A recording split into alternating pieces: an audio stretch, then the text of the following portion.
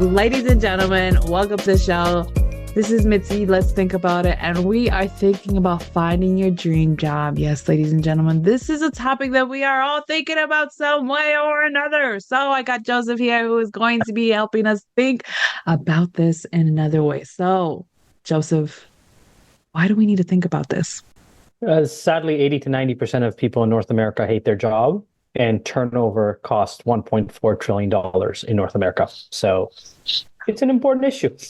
Yeah, I mean, $1 trillion. I mean, once you pass the millions, I mean, that's like big red flags, at that point. We're But passing billions because we're talking three more zeros to get to trillion. So, yeah.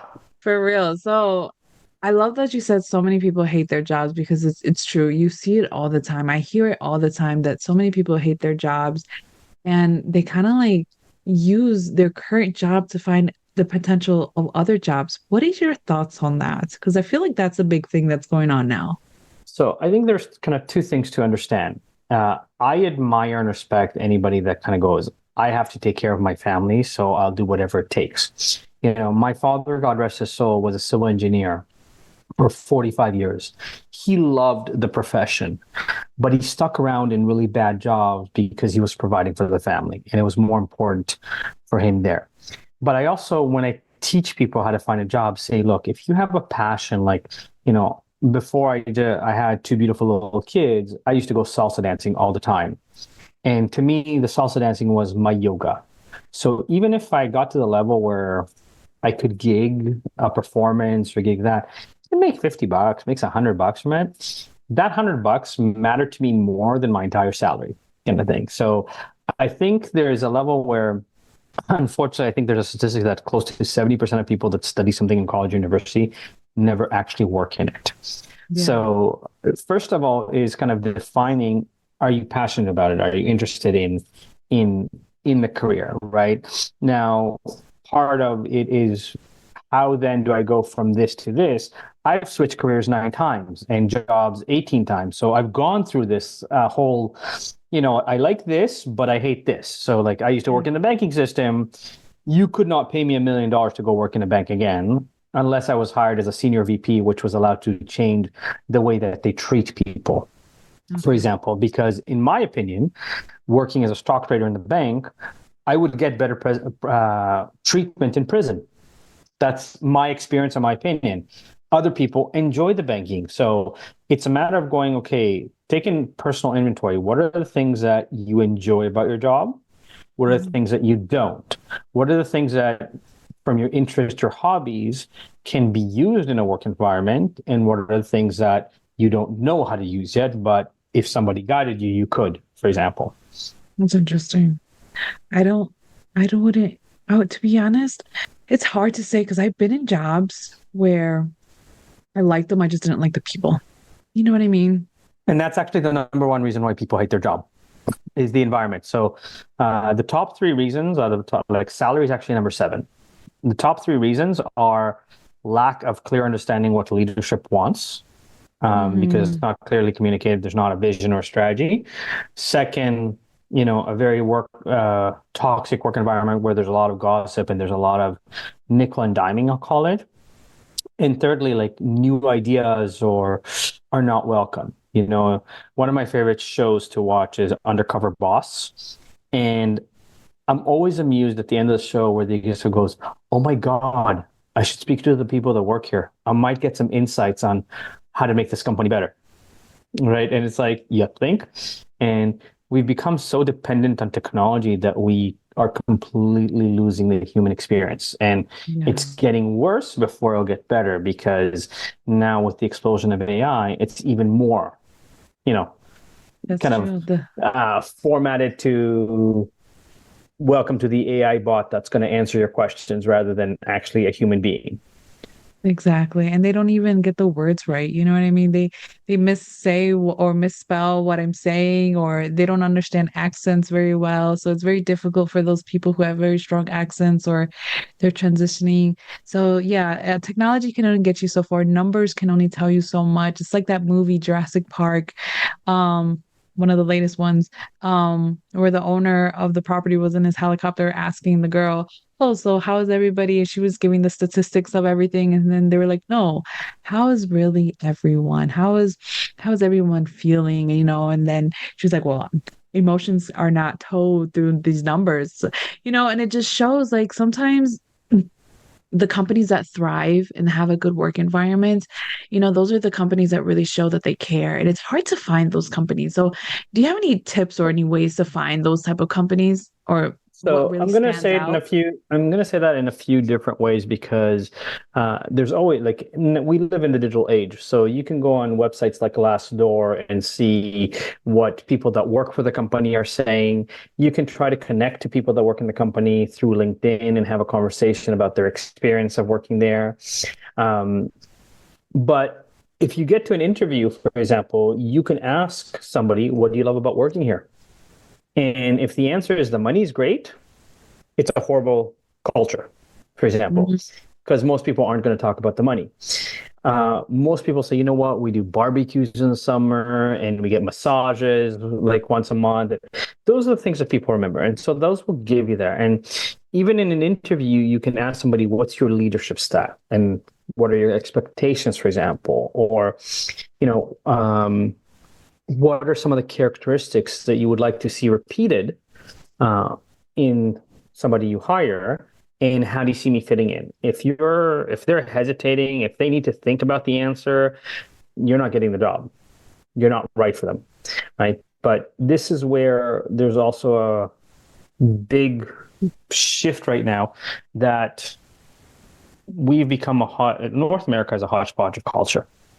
And it's a beautiful thing, but a lot of times organizations don't know the differences between the cultures. And so they prejudge because it doesn't make sense to them. So if I use a few different cultures, like for example, men that are usually from India, Sri Lanka, Pakistan, Nepal, are it's traditional that they wear multiple rings on their fingers, up to as many as 10 rings. Now, some of the rings are for health, some of the rings are status, some of the rings are religious in kind of prayer or whatever format that comes in. But when they come to an interview and a male's wearing 10 rings, it's like, why is this guy wearing 10 rings? If they don't know anything about the culture kind of thing, right? So Yeah. it's about educating them. People that are from the Middle East tend to be louder, tend to be in your face and more direct. Just because they're loud doesn't mean you're in trouble. It's just a different style of communication. And I think what's happening right now is that organizations, because of pandemic too, are creating work environments that are hybrids, remote, and so they have to redefine what is the organizational culture. The Mm. biggest problem there is that a lot of organizations give lip service on what culture is, but they don't actually practice it. So if I can share kind of a quick couple examples, I'm a very big kid at heart. One of my favorite holidays is Halloween. I love dressing up. Okay. Now, if a company says, let's have a Halloween party, and none of the executive dress up, it sends a message of, yeah, whatever, go dress up, but we don't care. Now, even if the executive has meeting or executives have meeting all day that are very important, go to the dollar store, buy a cheap mask, wear it for 15 minutes, go shake hands and take pictures of people that have invested in dressing up, for example, and then take off your mask and do it. That 15 minutes is the difference between I trust you and I'm following you as a leader versus I'm going to do just enough not to get fired, but I don't care because clearly you don't either, for Yeah. example. Right. So a friend of mine just got, ironically enough, that because I started the conversation with the banking industry, she got hired in a high level at a bank.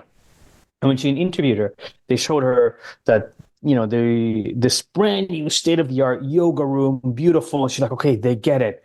Health and wellness, it's such a big, factor in the workforce right now. She got hired. There's no yoga instructor. There's no incentive for any employee to actually teach yoga internally. There isn't even, you get an extra 10 minutes to go do yoga at lunch. It's just there. So you have this beautiful room that no one's using because there's no actual incentive to go. You get 10 minutes to go change and do your yoga or whatever. So it's lip service. And unfortunately, we've become a society where, it's become commonplace for companies to ghost you after 3 interviews or 4 interviews. We've also become a society where I've had situations where, for example, I had somebody who was a security architect for a bank, and my client was another bank, and offered him, like, the guy was making 120, and they offered him $180,000 with a 25% bonus incentive, which never happens in a bank. But they asked him to come to work once a week to the office. And he looked at me and goes, yeah, I'm not sure if half my salary is worth coming into the office once a week. And I was like, you couldn't tell me this in the first, second, third interview. You had to wait till the fourth interview when they made you the offer. Yeah. If this is such a thing for you, communicate that to me at the beginning so that I can address that beforehand. And it's like, but the office is headquarters downtown. So even if you take the subway, we're talking about once a week where you're going to commute for 40 minutes, let's say, one direction. And then the rest of it, you can be at home. Yeah. And we're not talking a $10,000. We're talking $60,000 raise. Yeah. Like, it's a pretty big chunk of change. That pays for your Metro Pass. That pays for your, so it's like, I had people that rejected doubling their salary because they didn't like the title that they got.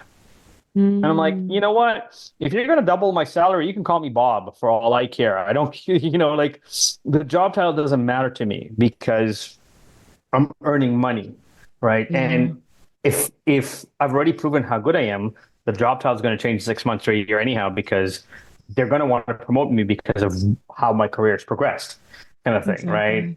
Yeah. But no, job title is most important. And I was like, okay, that is the, It's silliest thing I've heard. it is very silly. I've encountered people who won't. It's so funny. I won't say names just in case they decide to listen to this. But I know someone, I'll just tell the story. So I know someone who applied as for a company that'll cut down trees, right? To Yeah. climb trees and then cut them down slowly, right? Yeah. And he expected to only have to drive the truck or the machinery, and that was it. That he was told that he thought that he would never actually have to climb up because he has a this fear of heights. So the day that they actually requested him to climb up a tree, he looked at them all crazy and was like, "No, I'm not gonna climb up no tree. This is a tree cutting business. You're going to eventually, if you're part of a team."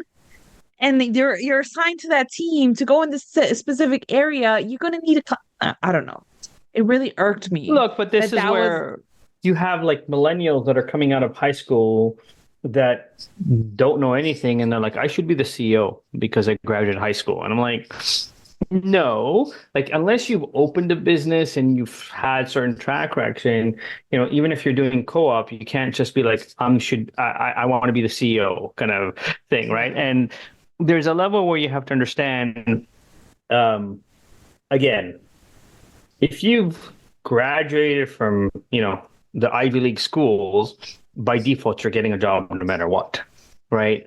If you worked for Google, Meta, Amazon, let's say, in software development, you're guaranteed a job anywhere you want in the world, kind of thing, right? And they'll pay you whatever you want because they also understand the standards of it.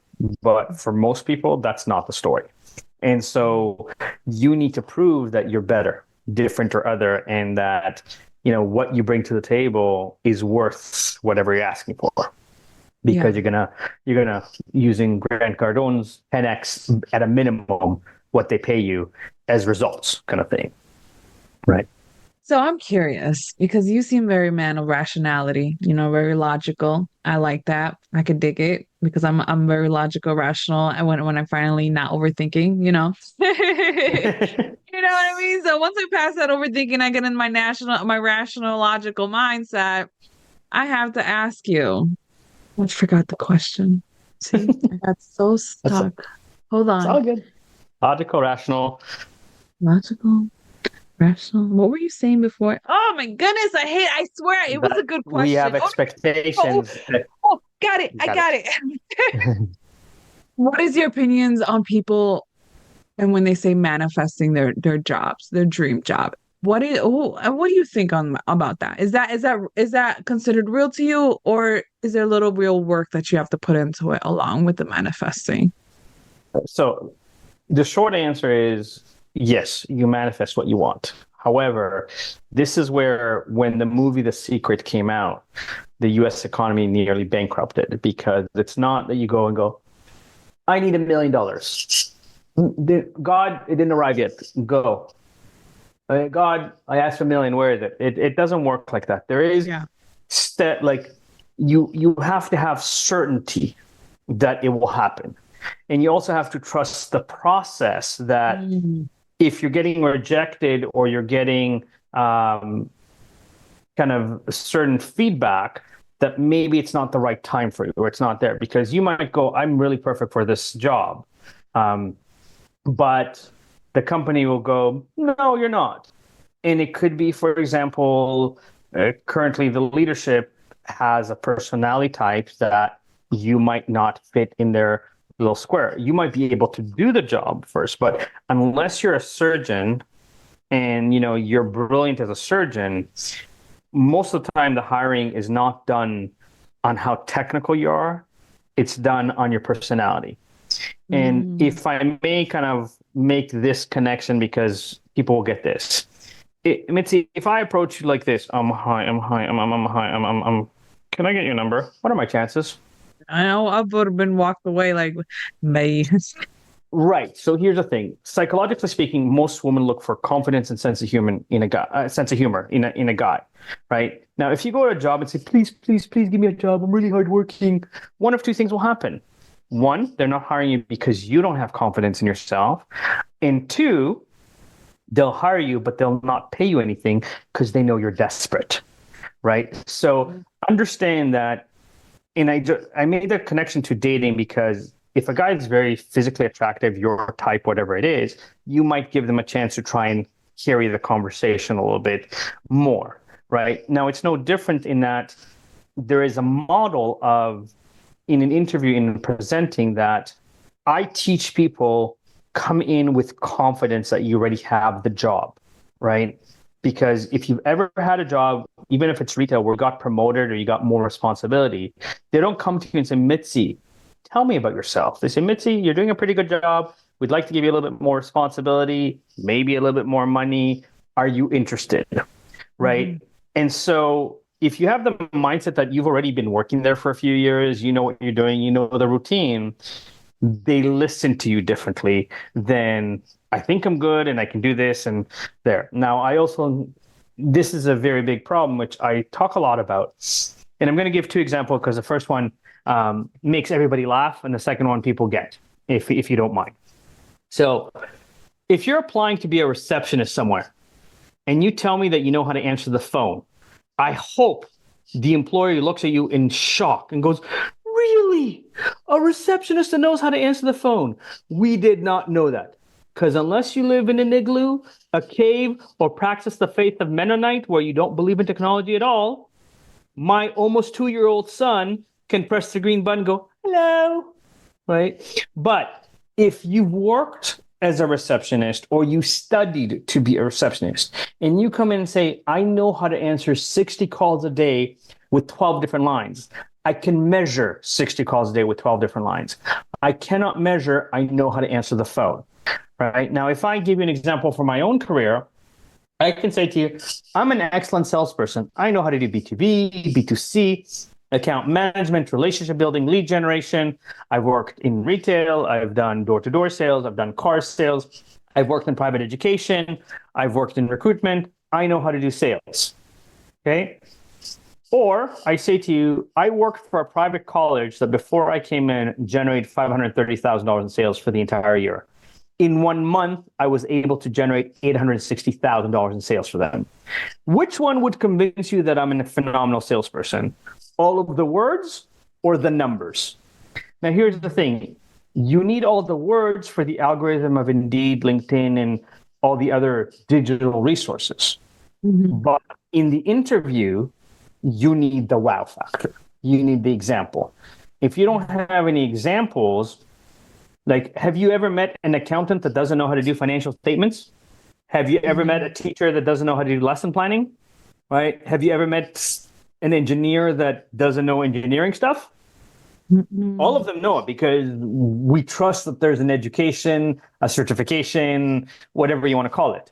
So Yeah. telling me that you know something doesn't mean anything, right? And again, taking it a step further, stop filling your resumes with fluffy information like I'm hardworking, dedicated, committed team player with excellent communication skills. Because in 20 years of recruiting, I've met very few people that say, listen, I'm lazy, I'll show up late, none of my work will be any good, and I really hate people, please hire me. Not unless you're related to them or having an affair with them that you can kind of get away with that. So I agree. I really enjoyed everything that you said because it's the reality of life that people don't think about. Yeah, you could put all of that fluff mumbo jumbo, but let's get to the core. What can you really do? What can you bring to the table? How can you really benefit this company or vice versa? You know what I mean? And people don't Well, realize that. look, but it's also, and this is where I speak a lot of culture because to me, I've had the opportunity to live in 5 different countries. I speak 4 different languages. And so I love learning about different cultures. But again, if I tie this to dating, because I'm actually writing a book why dating and job finding are exactly the same, um, right? And again, I'm going to purposely do it like this. If I try to do a pickup line like, hey, Mitzi, your daddy must be a thief because somebody stole the stars and put them in your eyes, is a white guy, that's not going to work. No. Culturally speaking, it also for you, it's not the right demographic. And there's a certain nuance in that pickup line that needs to be addressed as part of the culture, as part of that, because there is like, you know, in the Jewish community, definitely not going to work. In Chinese community, not going to work, kind of thing, because they're very driven, they're very kind of results focused and so forth. So, you know, it's kind of take it with a grain of salt that by all means learn from people that are experts and can maybe help you in whatever capacity it is. Same with me as a resume whisperer and corporate culturist, right? I've earned the right to say, here's how good I am at what I do. Now, you don't need to listen to everything I say. You might not like some of the strategies I'm going to tell you, but I want to open your eyes that there's more than one way to get the job, and there's more than one way to approach the resume. There's more than one way to approach the interview. And there's certain things that, again, I've had, and I go back to this very strategically and on purpose, is that, I've had the opportunity to travel around the world. It's very different to say I went to Vatican City and I stood in the Sistine Chapel and watched and observed everything there versus watching a YouTube video about it, right? And so, yes, I can watch a YouTube video. Go, cool. I'd like to experience that. I'm fascinated. This sounds like an experience, but it's very different to actually have the experience. And this is where, a lot of people today are faking experiences to kind of say, yeah, whether it's work experiences, whether it's travel experiences, whether it's dating experiences. And so you have the same kind of generic conversation. You have this same generic there, like for example, most interviewers say, tell me about this job. And people ramble about the fact that they have this skill and that they're hardworking, dedicated, committed team player and other useless information because it's autoresponder. So I change the question slightly. I say, what are your 3 biggest achievements in this job? You cannot give me an autoresponder question answer for what are your 3 biggest achievements. Because if you say to me, I'm really hardworking and I love my team, you clearly suck at your job because Yeah, I asked you and about you're your not accomplishments listening. too. Yeah, Yeah. exactly. So I will modify the question to force you to think about who you are. And I can catch very quickly people that have memorized the answer that they think employers want to hear. Mm. Right? Because if I say, what are you most proud of? And you were like, I love my job, that's pretty sad and scary. Yeah. Yeah. Go live a little, go do something with yourself. Give moments, give experiences. I remember speaking to somebody and they hired somebody just because they explained how they were able to survive a hiking trip. You know what I mean? Just because they had those survival skills. They didn't need it for the job, but the fact that they had it, they felt like it was because they could use those and transfer that dedication, that passion into what they're doing in the job. And I think that's interesting because people don't think about the emotional intelligence that employers are actually looking for. Look, it's a combination where there's two parts. Like, there's a lot of employers that are now starting to realize people that, are 55 years old, more mature, you cannot, like, yes, you can hire a new graduate for maybe half the price, but education will never replace experience, right? And so Yeah.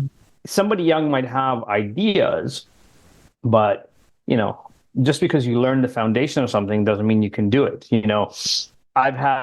I had an ex-girlfriend that was working part-time at Walmart and was terrified to ask for full-time because they really needed her to stock the shelves in whatever department she was in. And after we broke up, dated somebody that had a little bit of money, and she decided she's going to be a resume writer.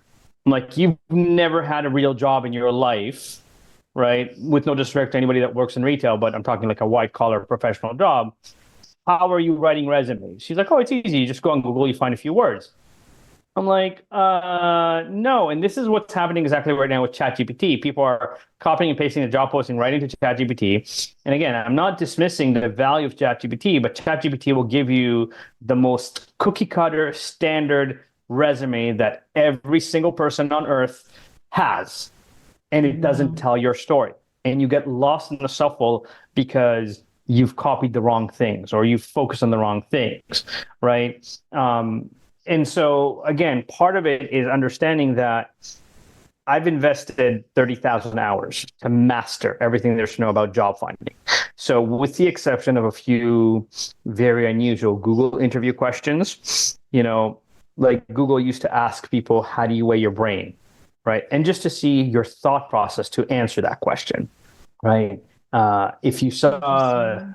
the movie, The Internship, I think it was called, with uh, Owen Wilson and no, I forget him. Anyway, so like they asked him, like, if you were shrunk to the size of a dime and you were in a blender and the blender was turned down, how would you survive?